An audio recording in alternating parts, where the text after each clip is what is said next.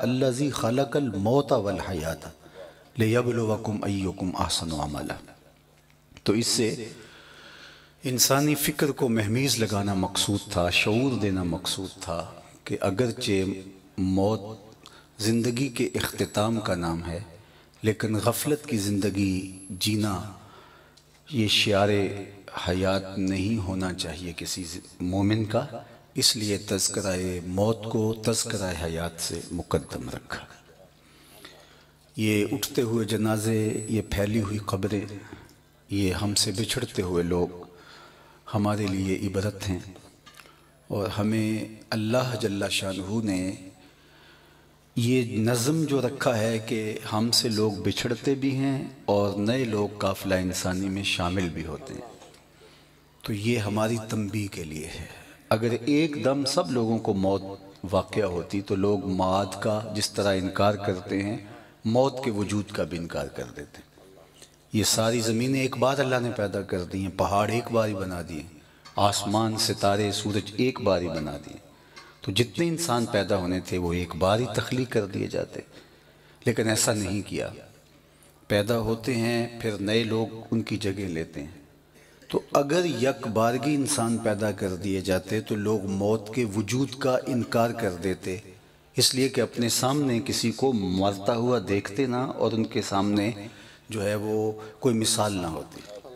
لیکن آج کی تاریخ میں ہم دیکھتے ہیں کہ موت کے وجود کا کوئی انکار نہیں کرتا۔ جو وجود باری کے منکر ہیں وہ بھی موت کا انکار نہیں کرتے۔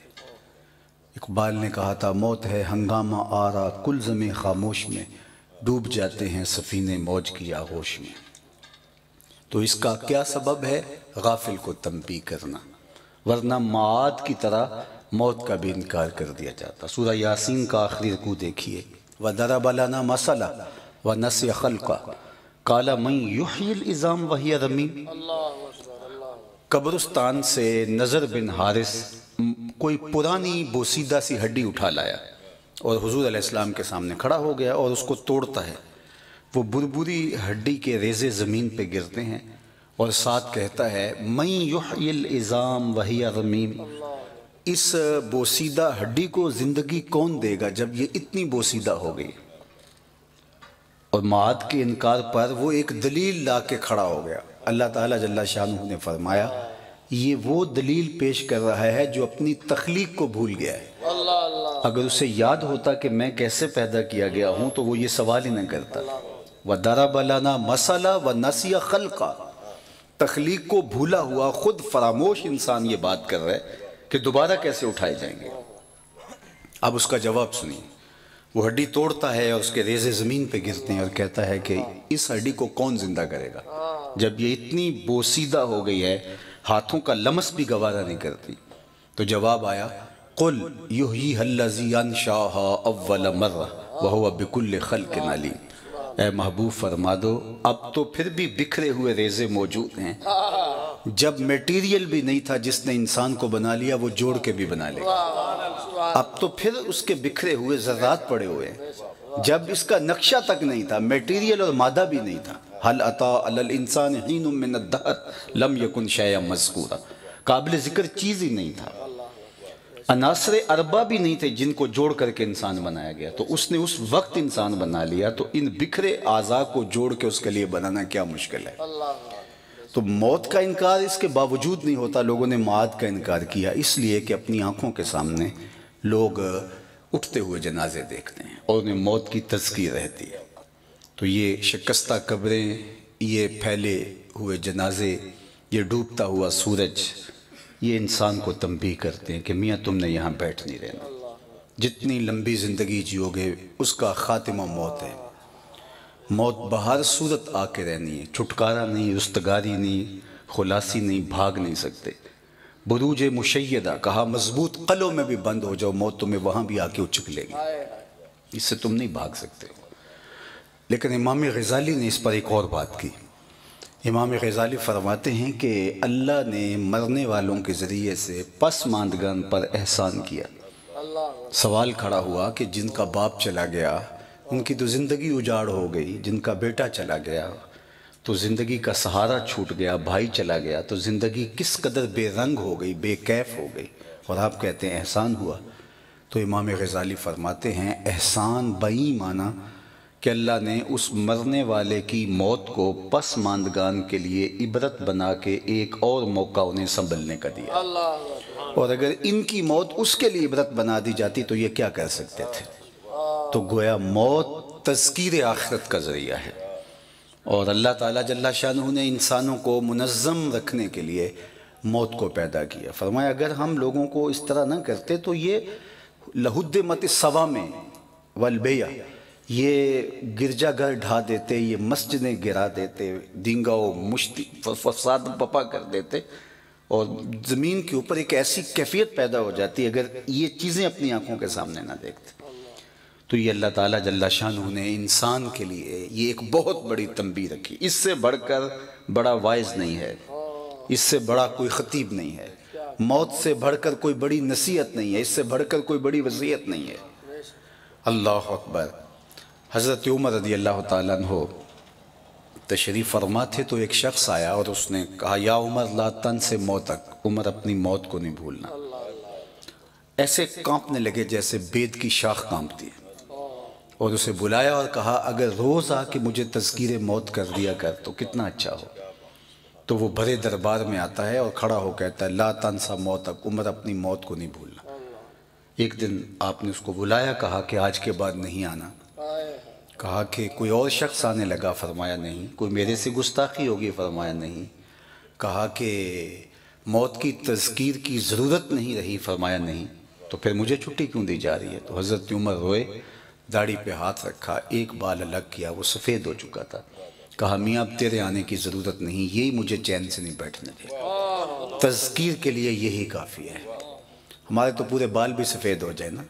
میاں صاحب نے کہا تھا ہڈیاں کمبن گوڑے کھڑکن تے اڑ گیا لک تیرا، اجے بھی بدیوں باز نہ آئوں جیو مرد دلیرا، فما اسبارہم علی النار، قرآن نے کہا لوگوں کا آگ پر کتنا حوصلہ ہے، کتنا ڈٹائی سے کہتے ہیں دیکھ لیں گے، آخرت کی پرواہ نہیں، یہ جہاں مٹھا اگلا کس نے ڈٹھا، کوئی بات نہیں، جب وقت آئے گا دیکھا جائے گا۔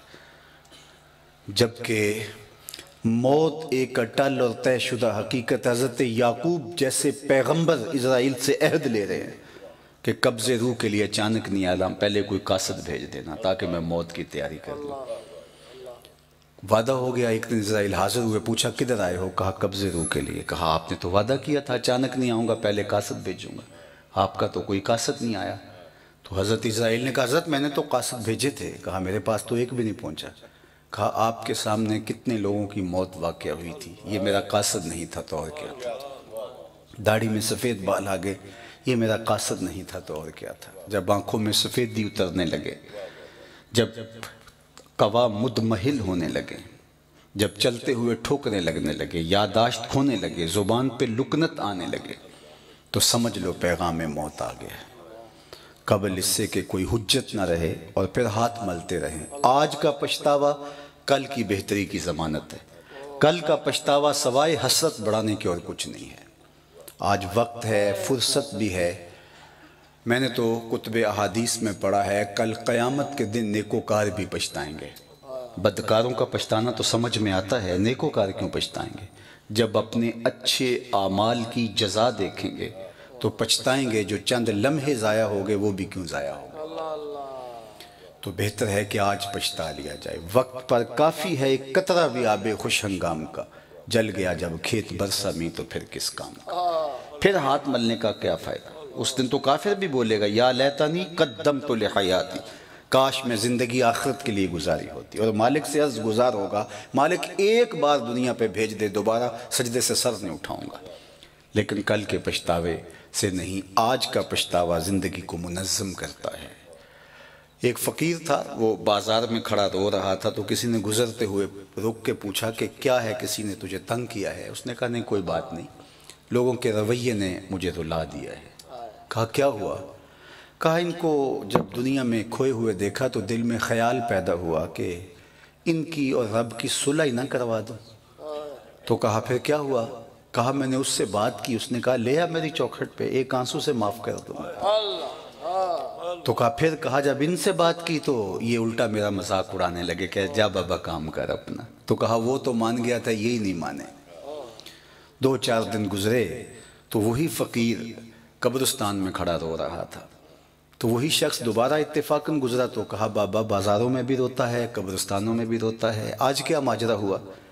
کہا ان سے مایوس ہو گیا تھا تو ادھر آ گیا، میرا خیال ہوا کہ ان کی اور رب کی صلح کروا دوں. تو کہا کہ پھر کیا بنا؟ کہا یہ مان رہے ہیں، آج وہ نہیں مان رہا. تو آج لے ان کی پناہ، آج مدد مانگ ان سے، کل قیامت کو نہ مانیں گے اگر مان گیا. آج فرصت ہے. اقبال نے کہا تھا موسم اچھا، پانی وافر، مٹی بھی زرخیز، جس نے اپنا کھیت نہ سینچا وہ کیسا دہقان. آج کی فرصت کی گھڑیاں، اللہ کی رحمت کے برستے ہوئے انوار، وہ بندوں کو پکار پکار کے کہہ رہے یا ایھا الانسان ما غرک بربک الکریم. او بھاگے ہوئے انسان، سرکش، متمرد، باغی، آجا پلٹ کے، تیرا رب بڑا ہی کریم ہے. مجھے بتاؤ کوئی یوں بھی شفقت کرتا ہے، یوں بھی کوئی محبت کرتا ہے؟ کبھی مجرم کا تعاقب کرتے ہوئے پولیس کو آپ نے دیکھا ہوگا، سخت گیر استاد کو شاگرد کا تعاقب کرتے دیکھا ہوگا.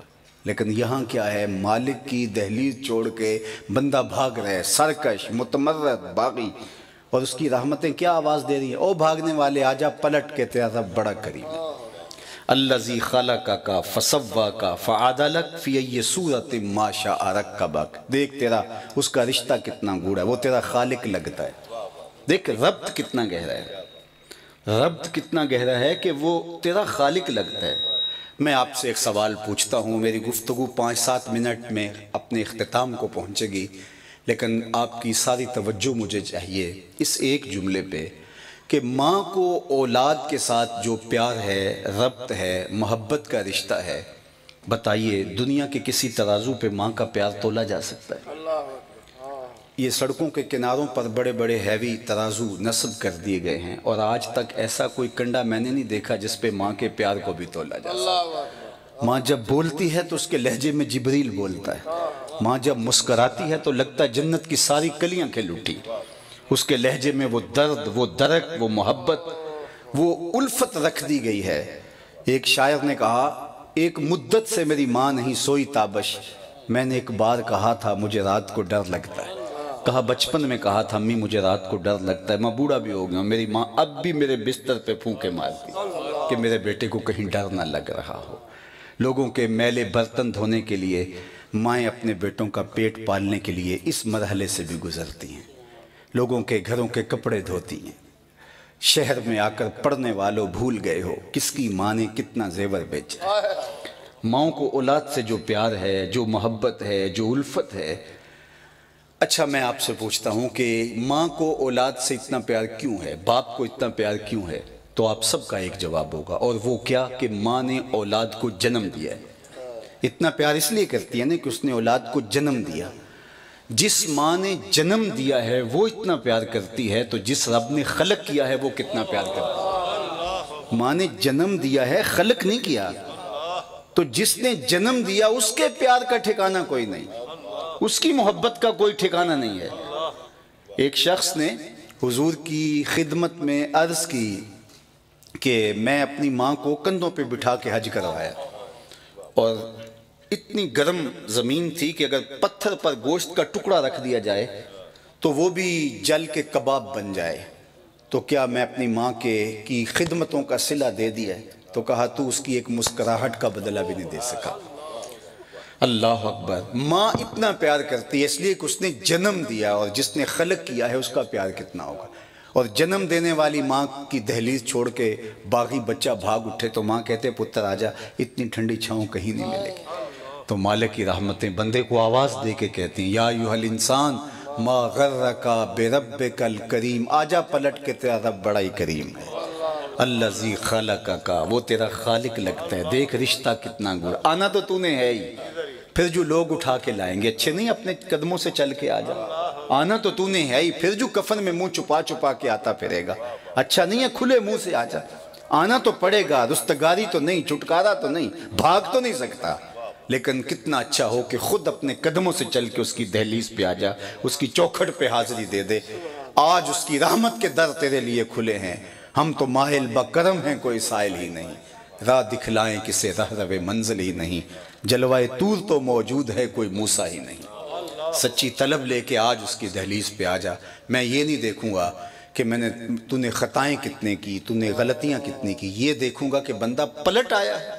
اور اس کی مثال اتنی خوبصورتی سے اللہ کے محبوب نے ارشاد کی کہ جب کوئی بندہ دوبارہ اللہ کی دہلیز پہ آ جاتا ہے تو اللہ کتنا خوش ہوتا ہے۔ اس کی ایک مثال دی، صحرائی سفر میں جب ایک شخص سستانے کے لیے ایک درخت کے ساتھ اونٹ باندھ کر کے اس کا سامان سفر زیادہ راہ اونٹ پر ہی ہے، چند لمحوں کے لیے رکا اور درخت کے ساتھ ٹیک لگا کے کمر سیدھی کرنے لگا، آنکھ لگ گئی، اور جب اس کی اچانک آنکھ کھلی تو دیکھا کہ اونٹ ماں ساز و سامان کے غائب تھا۔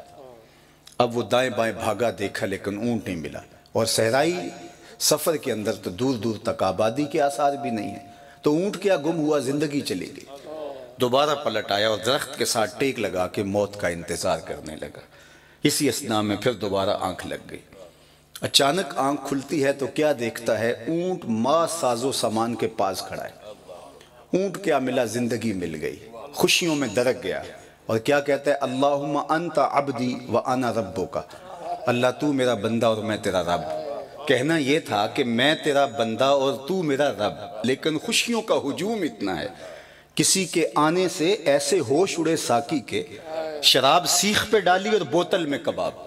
کہنا تو یہ تھا انت ربی وانا عبدک، لیکن جب بھی تیری قربت کے امکان نظر آئے ہم اتنے خوش ہوئے کہ پریشان نظر آئے۔ کہنا یہ تھا تو میرا رب اور میں تیرا بندہ، اور وہ کیا کہتا ہے حدیث پاک میں؟ اللہم انت عبدی وانا ربک، تو میرا بندہ اور میں تیرا رب۔ حضور نے فرمایا لوگوں بتاؤ یہ بندہ کتنا خوش ہوا ہے، کس کی زبان ہی کنٹرول میں نہیں رہی۔ صحابہ نے کہا حضور حد ہو گئی۔ فرمایا جب بندہ توبہ کر کے مالک کی دہلیز پر پلٹ کے آتا ہے اللہ اس سے بھی خوش ہوتا ہے، اس سے بھی زیادہ خوش ہوتا ہے کہ میرا بندہ میری دہلیز پہ آ گیا۔ تو وہ رحمتوں کا دروازہ کھولے بندے کا منتظر ہے اور آوازیں دے رہا ہے ما غرک بربک الکریم، آجا پلٹ کے میں بڑا ہی کریم ہوں، آجا میری دہلیز تیرے لیے کشادہ ہے۔ تو صاحب یہ اٹھتے ہوئے جنازے، یہ ہم سے بچھڑتے ہوئے لوگ، یہ یقیناً اللہ جل شانہ کی طرف سے ہمارے لیے ایک تنبیہ ہے۔ میری بارگاہ عزتی میں دعا ہے کہ اللہ تعالیٰ مرحوم کو کروٹ کروٹ جنت کی بہاریں نصیب فرمائے، ان کی قبر کو وسیع، کشادہ، منور، خوشبودار اور ٹھنڈا کرے، اور اپنی خاص عنایتوں کا حظ وافر اس خاندان کا مقسوم فرمائے، اور جتنے لوگ آپ تشریف لائے ہیں سب کے گھروں میں برکتوں کے قافلے اتارے، اور سب کے گھروں میں اپنی رحمتوں کا نزول کرے، اپنی پناہیں دے، امان دے۔ میں کسی اور جگہ نہ انتظار میرا ہو رہا ہوتا تو میں مزید آخر تک بیٹھتا، اور ایسی محافل کے آداب یہی ہیں کہ دعا میں شامل ہو کر کے ہی رخصت لینی چاہیے، لیکن میں آپ سے اجازت چاہوں گا، پروگرام جاری رہے گا۔ الحمدللہ رب العالمین، والصلاة والسلام علی اشرف الانبیاء